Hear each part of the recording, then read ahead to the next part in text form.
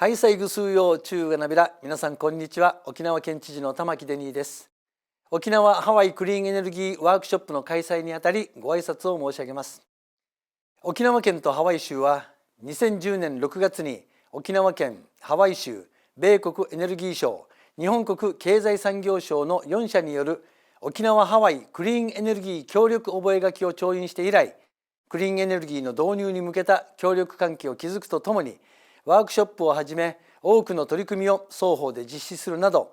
島嶼地域における持続的な社会を目指し、共通の課題に取り組んでまいりました。今回、沖縄県がホストとしてクリーンエネルギーワークショップをウェブ開催する運びとなり、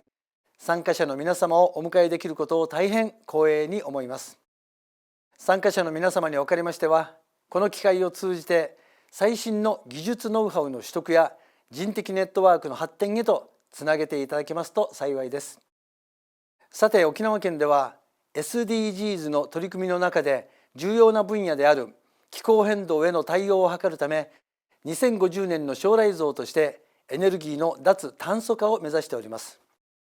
そのため現在、新たなエネルギー施策としてエネルギービジョン2020仮称の策定に向けて作業を進めているところであり、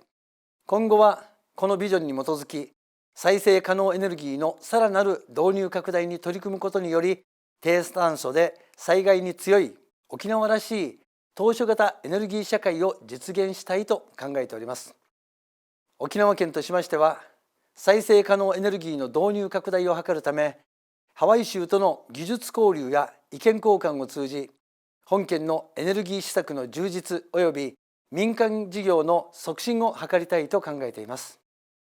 参加者の皆様におかれましては、沖縄県とハワイ州のパートナーシップのさらなる推進に向け、今後より緊密な連携協力体制の構築をお願いするとともに、引き続きご支援ご協力を賜りますようよろしくお願いいたします。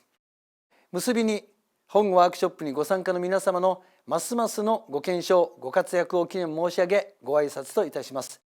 ゆたさるぐとにうにげやさびら、よろしくお願いいたします。一平二平デイビタン、ありがとうございます。